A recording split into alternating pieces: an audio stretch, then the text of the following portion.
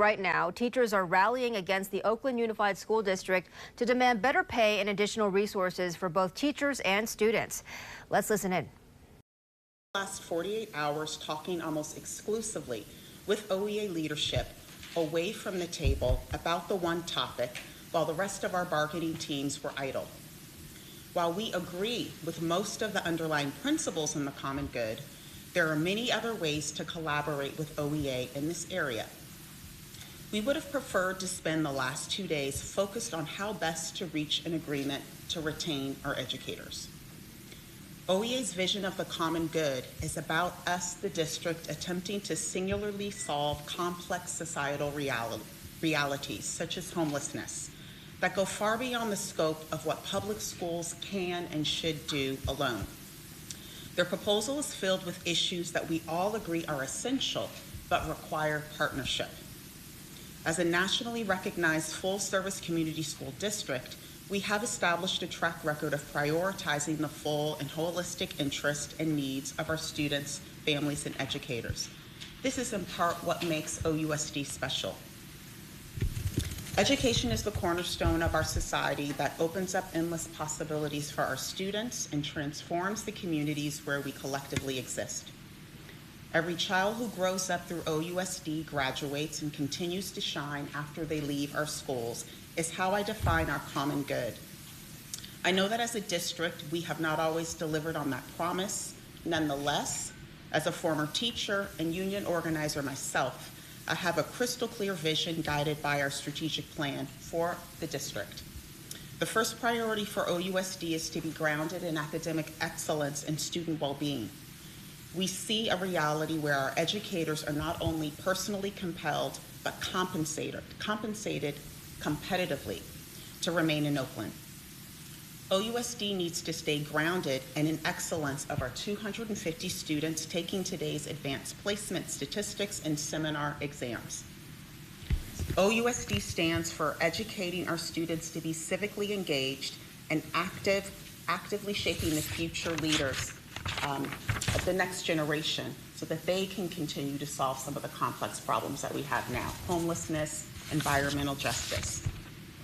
OUSD needs to keep prioritizing joy along with rigor and academic standards in the teaching and learning that transcends our classroom walls and into our living rooms, schoolyards, and community spaces. As a district, we simply can't do everything, and it is our mission critical that we remain focused on prioritizing our primary purpose, which is teaching and learning and student well-being. We have made a historic offer to OEA totaling nearly $70 million. And yet, because we've prioritized compensation as a retention strategy, there is very little remaining resources to address other issues. I don't need to repeat the reality already known about our collective recovery from the pandemic. Our students were impacted academically, socially, and psychologically, and disrupting days at the end of our second full academic year back together is not in service of our common good. Of course, our united vision of student achievement is only possible with teachers, and that is why I have provided creative solutions to raising teachers' pay. Our focus is and will remain on the needs of students and on the needs of our educators who teach those children every day. And we remain willing and ready to continue conversations so that we can end the strike immediately. Thank you. Next up is our board president, Mike Hutchinson. Thank you, everyone, for being here today. My name is Mike Hutchinson. I'm the school board director in District 4 and currently the school board president. This is a very disappointing day, and it's not a position that I ever thought I'd find myself in. For me personally, I'm an OEA baby. My mother was the former first vice president of OEA. I've had other members as members of OEA. This is what my family has done for decades.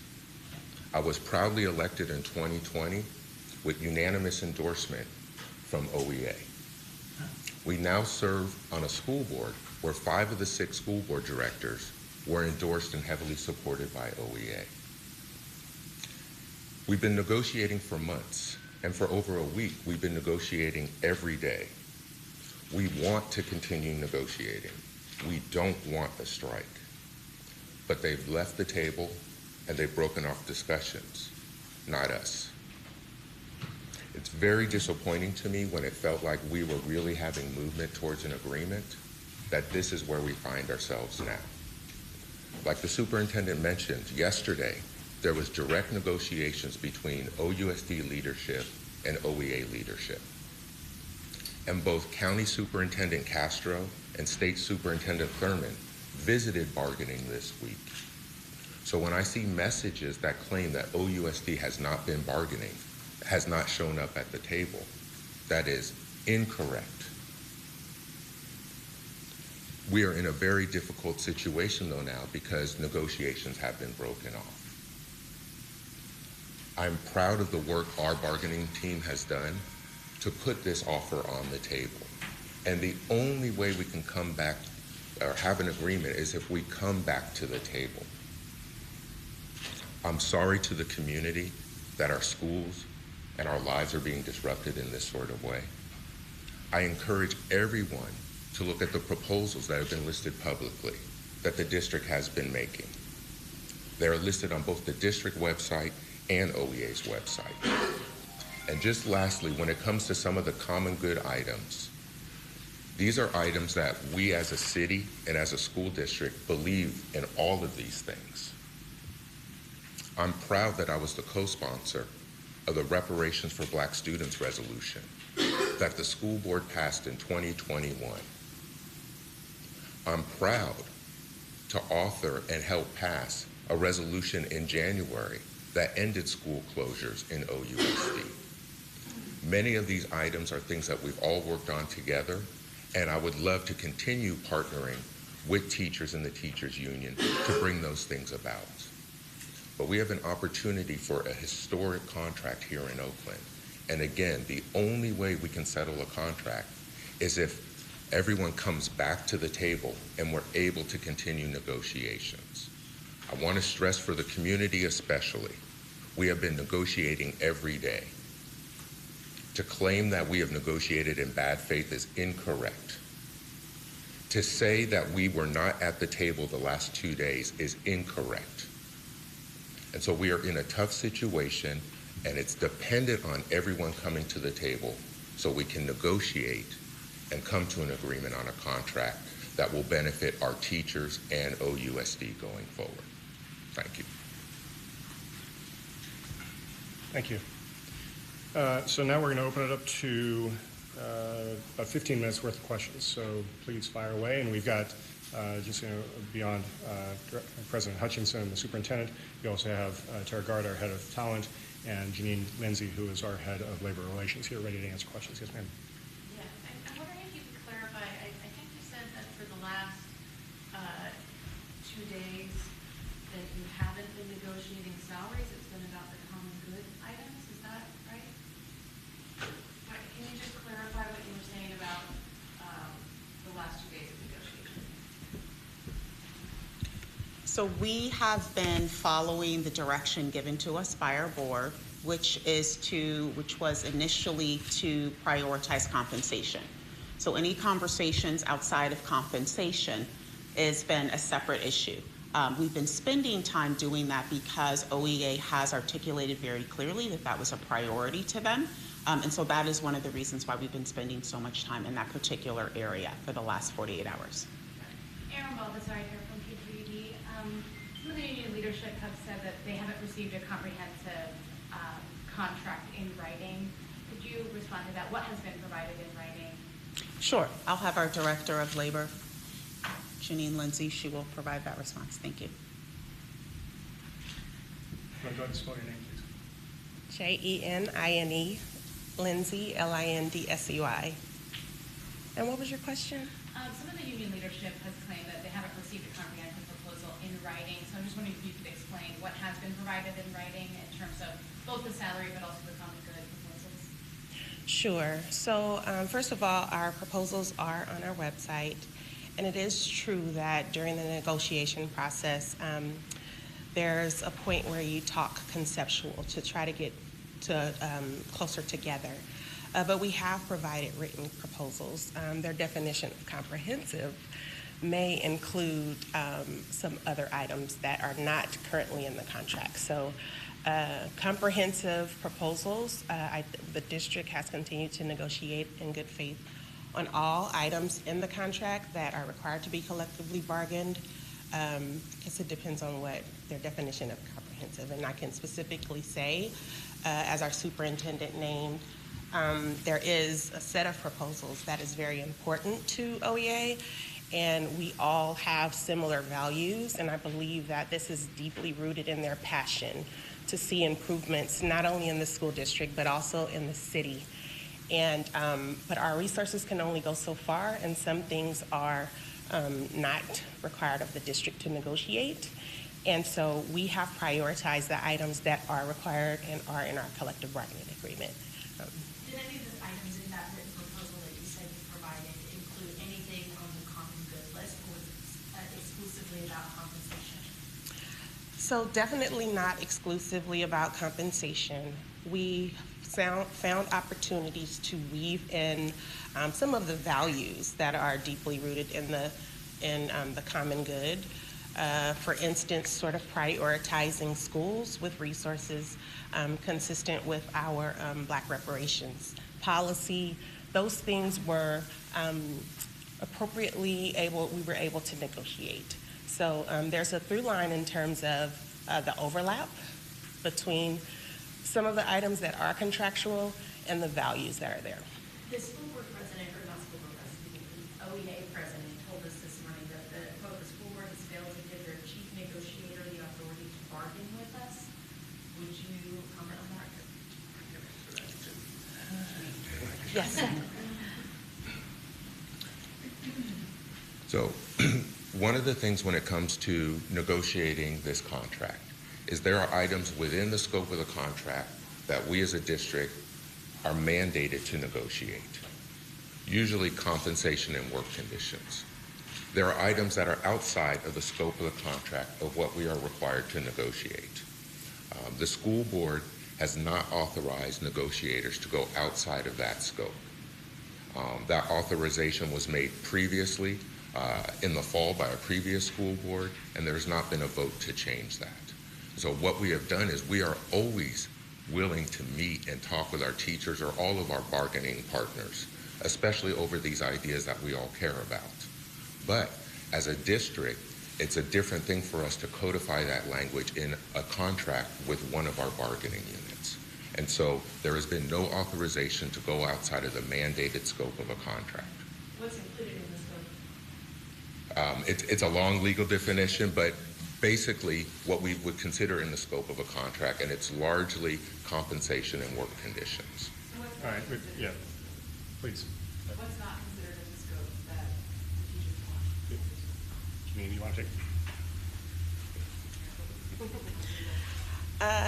We've actually been here before a little bit, so items like school closures, for example, and how district property is utilized through leases and things like that. And we have several committees and other opportunities to partner with our labor partners, not just OEA, because we have 6 unions in the district on those areas.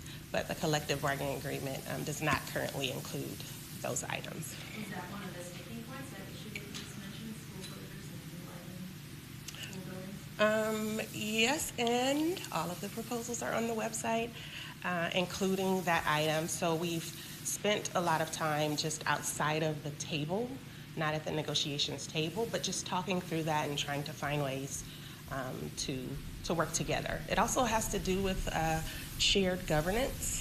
And I won't speak for OEA, these are their priorities, but that's something that we also believe in, but it also includes other bargaining units, other community members, so that's another topic.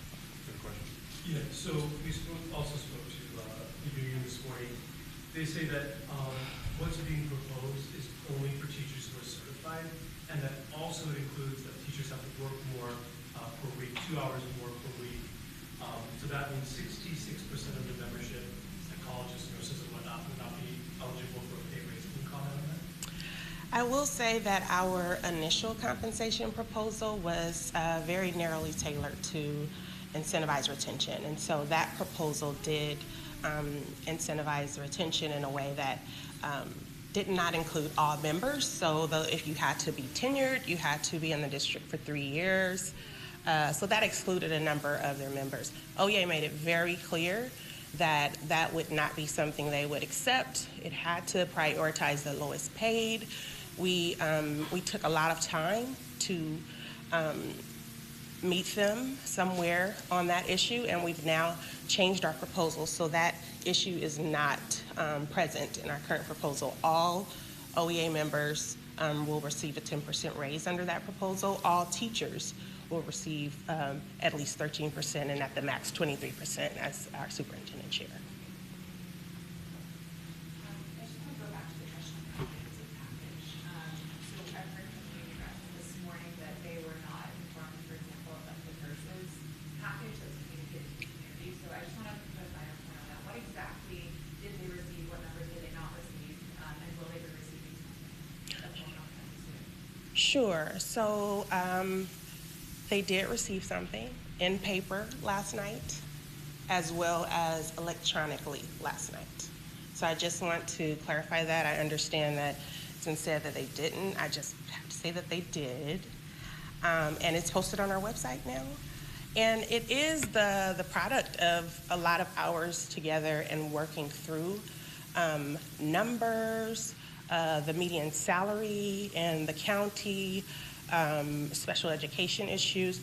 It was a lot of working together prior to, and so that proposal is responsive to many of those things. So how close would you say you are on the required issues like salary and class sizes and some of those other issues that are in the contract? Would you say that based on last night's or yesterday's offer, you feel that could be settled? It's the other issues that perhaps are outstanding? Without receiving a counter from them last night, I'll just say what I believed. I believed we would have reached a tentative agreement last night. I want to ask about the process leading up to this. Obviously, this was like months coming. What we heard from union members was that, the district was coming to the table unprepared. There was lots of canceled meetings. It didn't seem like they had authorization to negotiate. I was just wondering if you could comment on, obviously y'all have been meeting in earnest over the last week, but in the months leading up to this, what kind of work has been taking place? That's a great question. So first of all, we started with our sunshiny in October, and that was a little odd. We usually start in December, but that was based on mutual agreement and had a lot to do with COVID. And so it's interesting because COVID raised the bar in terms of how quick you negotiate. This is not like the 2019 strike where we had negotiated for months. We actually prepared in just, a very short amount of time to put a very large raise on the table. And that did, I will be honest, that takes a lot of preparation and caucus time and working through numbers, especially for a district that has fiscal oversight. But in terms of the progress, even with it being off the normal schedule, we have definitely been responsive and at the table. And to be here so quickly is actually unprecedented.